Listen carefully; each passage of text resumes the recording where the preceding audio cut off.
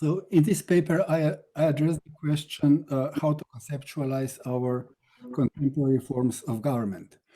This question was actually asked by the organizers in the call for papers because we are faced with a new type of power, a new type of government that evade conceptualization. We are not the first to find ourselves in such a situation. We were reminded in the call for papers that Hannah Arendt wrote about the break in political traditions that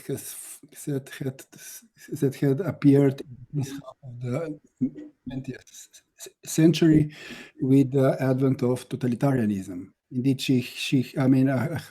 Hannah Arendt defined totalitarianism as a completely new form of government. I argue that the break in political tradition occurred about a century earlier, or totalitarianism became the Cold War rallying cry. I will argue that the break occurred with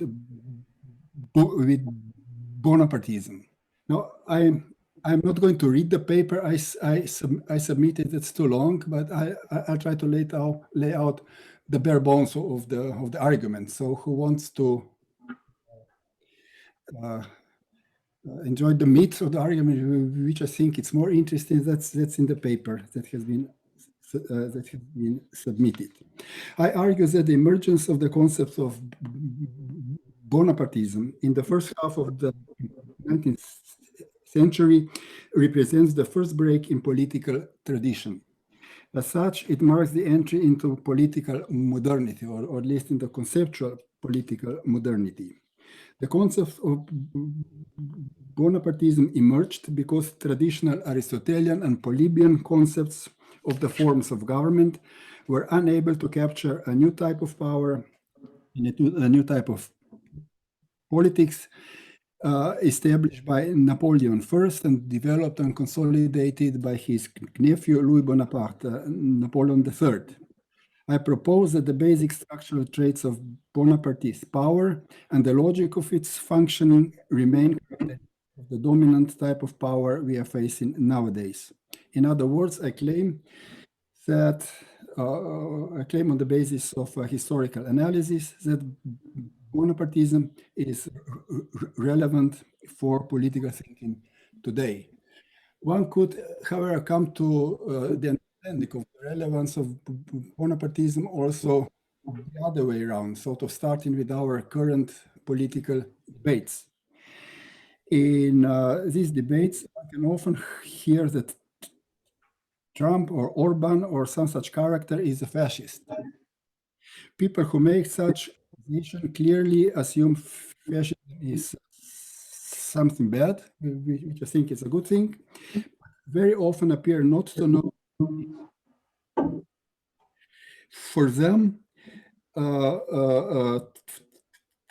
fascism is more an identity marker than a concept. Now, if you want, they are explaining one political unknown by another. Now, if you want to know what fascism is, and if we look at how it was understood when it rose to power, we can see that it was often understood with the reference to Bonapartism. And as a rule, that meant citing the 18th Brumaire by Karl Marx. But that 18th Brumaire, even if a very popular and a brilliant book in itself, does tell us actually very little about what Bonapartism was. So even Marx himself was later to write that in the 18th Brumaire he dealt basically more with the appearances. So his first critique of Bonapartism didn't go deep enough. Now, if we don't want to explain one unknown, say Trumpism with another true, yet it took about 3/4 of a century to realize that it was not only the revolutions that drove the history. Reflecting on the defeat of the revolutionary movement on the eve of World War II, in that clearly counter-revolutionary era, Karl Korsch finally realized that neither Marx nor Marxists nor liberals, for that matter, had what was urgently needed. And that was a theoretical understanding of counter-revolution.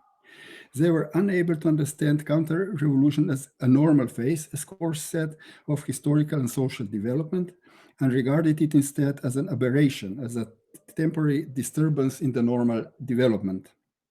Now, we too are living in counter-revolutionary times, and we still do not take counter-revolutions seriously. Often we don't even perceive it.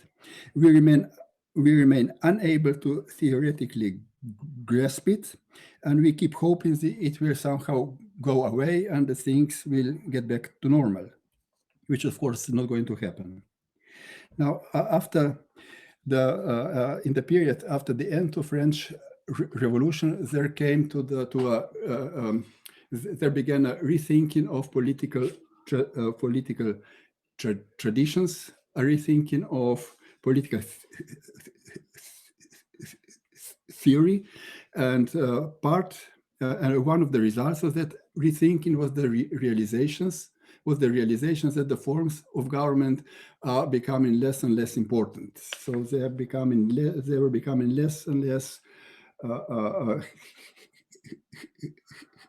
helpful in understanding the contemporary political developments. Now, this is the background against which the concept of Bonapartism appeared. It appeared early in the 19th century, but it really became it really entered the public debates in the middle of the 19th century. If we generalize or summarize these different usages of the concept of Bonapartism, we can say that we have to deal with a concept that designated a type of government lacking legitimacy, and that was characterized by authoritarianism and demagoguery. The type of government that rested on direct elections and universal suffrage, yet it was anti-democratic. It was a dictatorship born out of the democratic revolution. The dictator was raised by voters' acclamation.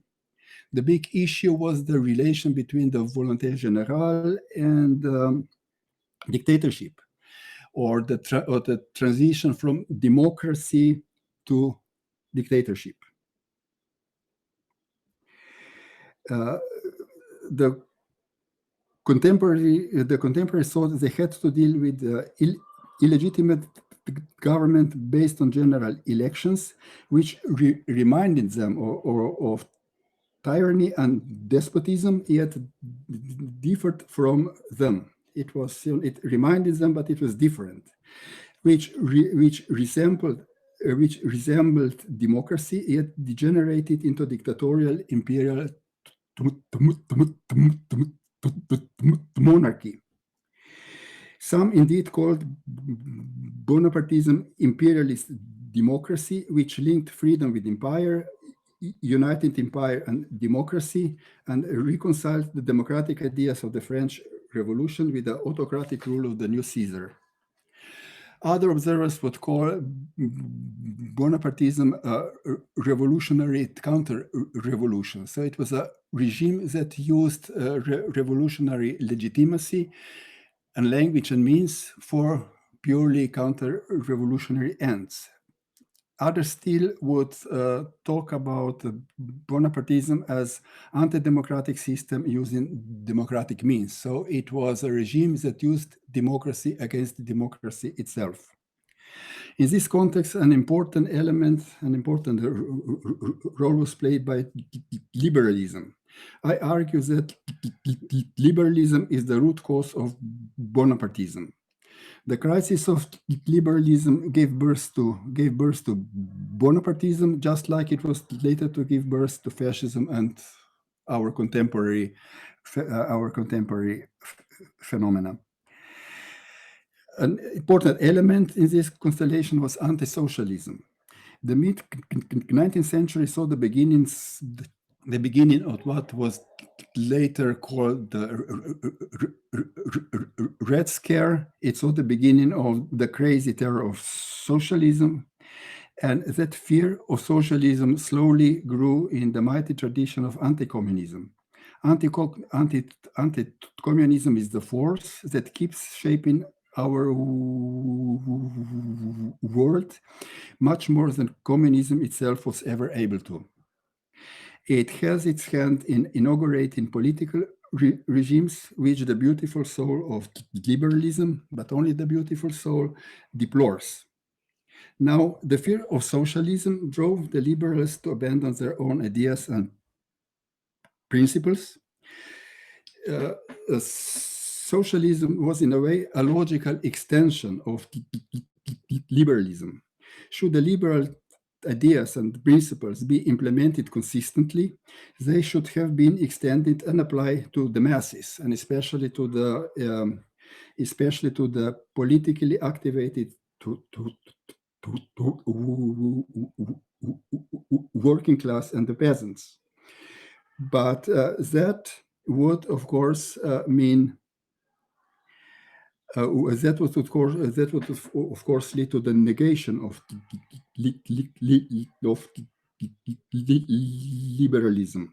In order to prevent the logical development, the liberals rather abandoned their own ideas and principles than allowed the masses to act against their interests in the name or under the cover of those ideas and principles.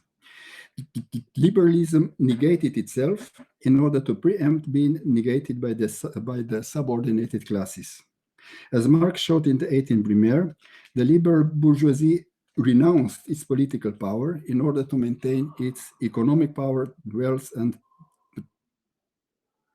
privileges. Political power was seized by the executive headed by Louis Bonaparte, but it was the maneuvering of the liberal bourgeoisie that brought Louis Bonaparte to power. An important element in those developments was repression. At the moment of political crisis, generated by its own self-paralysis, liberalism first reached for repression itself and then opened the gate to the rise of a repressive political regime. Bonapartism rests on repression, but it was the liberals who first used repression against the workers and the peasants with their radical republican and socialist aspirations, and then opened the gate to Louis Bonaparte. Repression and violence became, at that time, and remain a cornerstone of the liberal rule. Now, if you look at the Marxist analysis in the 18th Brumaire, it appears as if the defining political conflict was between Louis Bonaparte and bourgeoisie. There was a struggle between them for sure, and the struggle could be very bitter. And one of the results of the struggle was that the political power of the bourgeoisie was broken. However, the bourgeoisie did not lose its economic and social power. It was still able to exploit other classes, and even more, by renouncing its own political power, it preempted the possibilities that the struggles against the state, it prevented the possibility of struggles against the state from being turned into attacks on capital. And it was now, the liberal bourgeoisie was now able to exercise its economic power without any political responsibility and accountability. It was freed from political constraints. And that freedom was guaranteed by a repressive Bonapartist state apparatus. In a word, the liberal bourgeoisie did not lose its class domination. To the contrary, it even strengthened it. what happened was a recomposition of the ruling class and a fortification of the class rule. On a more abstract level, what was accomplished was a rearticulation between private economic power and the state as public authority. And the basic traits of that articulation have survived, I think, into our own days. The defining class conflict at that time, as that is also the conflict that was defining Bonapartism itself, was not between the consolidated class rule, the defining class conflict, the conflict that defined Bonapartism as well, was between the consolidated class rule and the working classes. Bonapartism was the class rule of the new industrial society, which was based on the subjection of labor to capital and the conflict between the propertyless and the propertied classes. Now, when I use this language of classes and class struggle and the proletariat and the working class, I use the language that is I use the language from the sources, from the time, from the period. That was the language used all over the political spectrum, which was not invented by Marx and Engels, but was adopted by them. So on the one hand, we have that if you want to understand the class conflict at the time of the rise of Bonapartism, we need to see that on the one hand, the social and political movements of the underlying classes. These were two movements. One was social, or the socialist movement, and the other was political, or the radical Republican democratic movement. So the socialist and democratic movement joined forces, giving birth to social democracy. That was the term that was used at the time. On the other hand, there arose the industrial reaction. A block of forces represented economic power. Its aim was to suppress any organization, any movement of the capital-less labor, which threatened to destroy the domination of capital over labor. That's again a citation from the contemporary sources. That industrial reaction made alliance with Louis Bonaparte before and after his coup d'etat. The industrial reaction held state power in its hands through Louis Napoleon.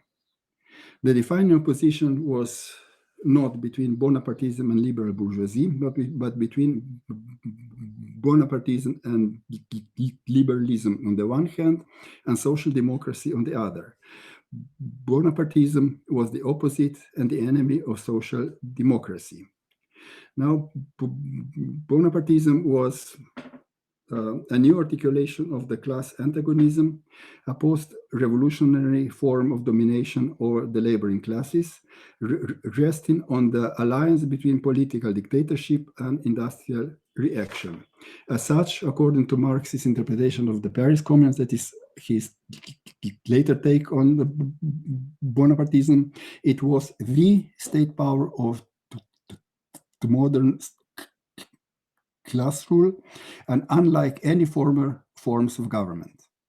Now, behind this alliance between political dictatorship and industrial reaction, there was a linkage between political repression and economic freedom.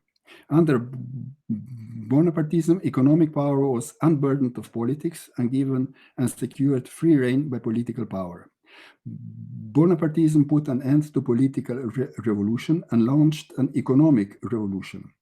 It was a composite of political counter-revolution and economic revolution, of economic freedom and political repression. This was to be the basic feature of fascism and other phenomena of the same kind as well. At the core of the Bonapartist economic system was institutionalization of financial speculation.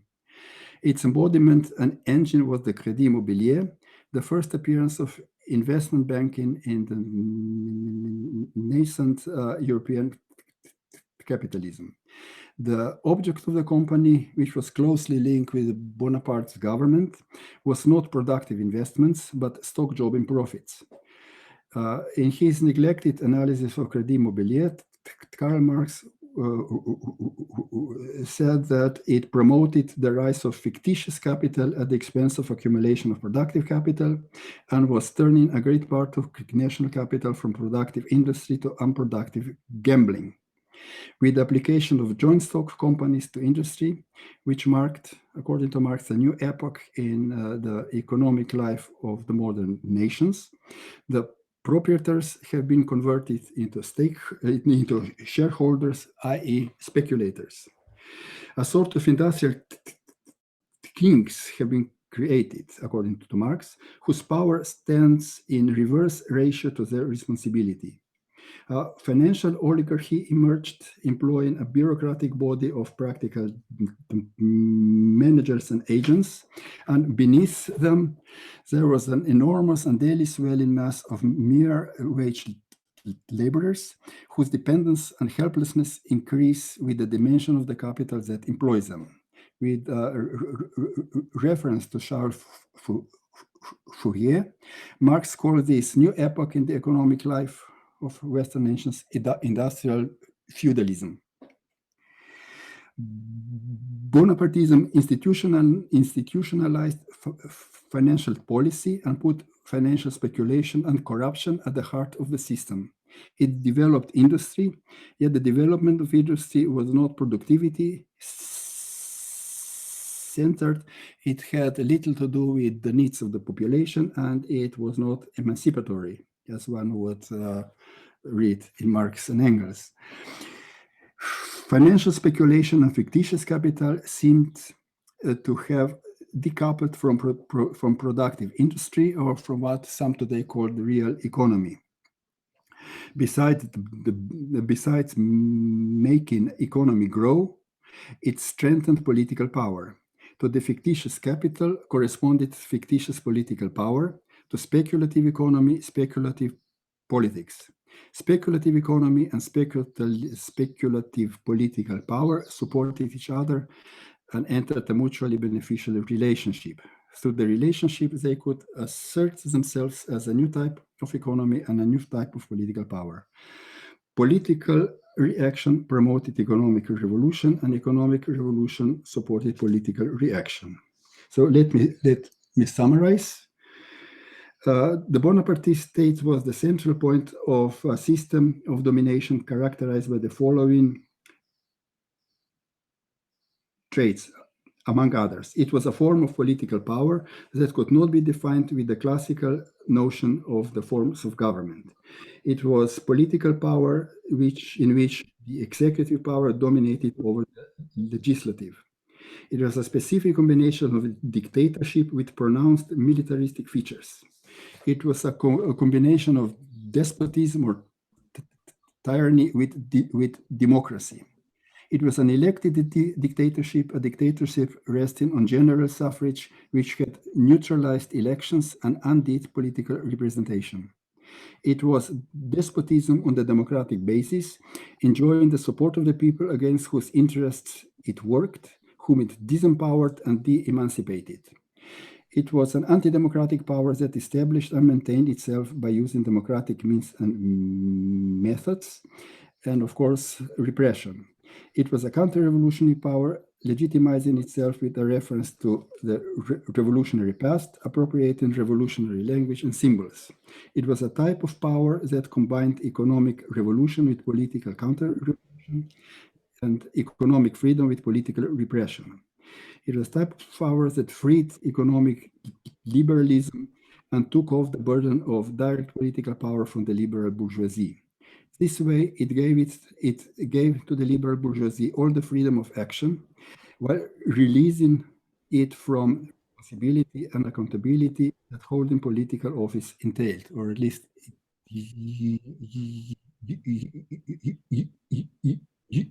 used to entail. It frustrated political freedom and freed economic power. It was a system of power that at its center institutionalized financial speculation, swindle, and stealing, which were fueling economy. But that was a speculative economy divorced from real production and from the needs of the population at large.